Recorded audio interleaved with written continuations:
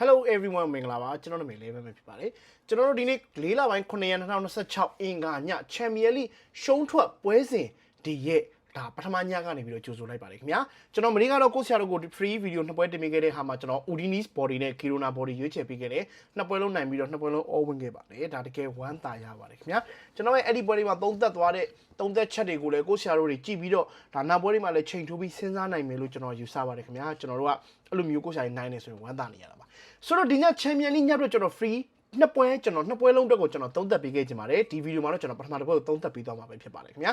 ဆိုတော့ Real Madrid နဲ့ Bayern Munich ဒီညကစားပါမယ် Real Madrid ကို Varney View မှာသွားကစားကြပါမယ်လက်ရှိအချိန်မှာ Bayern Munich တီဝေးခွင်းကနေ Real Madrid ကို level 15ပြားရှုံးတဲ့ဂိုးပေါင်းစီ4လုံး90နိုင်ဆိုပြီးပေးထားပါတယ်ချန်ပီယံလိတွေကစောက်ရမ်းမာယာများတဲ့ပြင်ကိုစောက်ရမ်းစညိုးဆွဲတဲ့လိမျိုး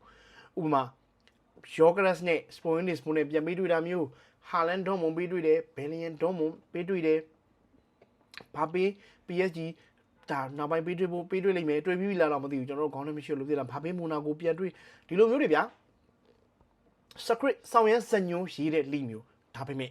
ဒီလိုအချိန်ကြီးရောက်ရင်တော့တကယ်ကန်ကြတာများတယ်ကျွန်တော်ပြောနော်ဒီလိုအချိန်ကြီးရောက်ပြီဆိုရင်တော့တကယ်ကန်ကြတာများတယ်ဆိုတော့ပြောချင်တာက Real Madrid ဒီ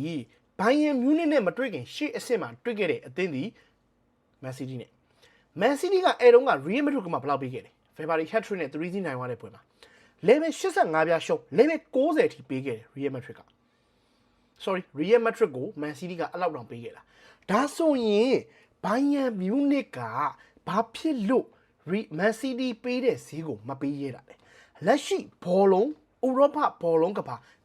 ဘောလုံးစက်ကုံပေါ်မှာအကောင်းဆုံးအသင်းနံပါတ်1နဲ့နံပါတ်2ပြောဆိုရင်ဘာစီနဲ့ဘိုင်ယန်ပြောရမှာဒါတော့ဘယ်ကောင်နံပါတ်1ဘယ်ကောင်နံပါတ်2မသိကွယ်ဘူး PSG တက်ဒီကောင်တွေအများကြီးပိုကောင်းတယ်ဘာစီနဲ့ဘိုင်ယန်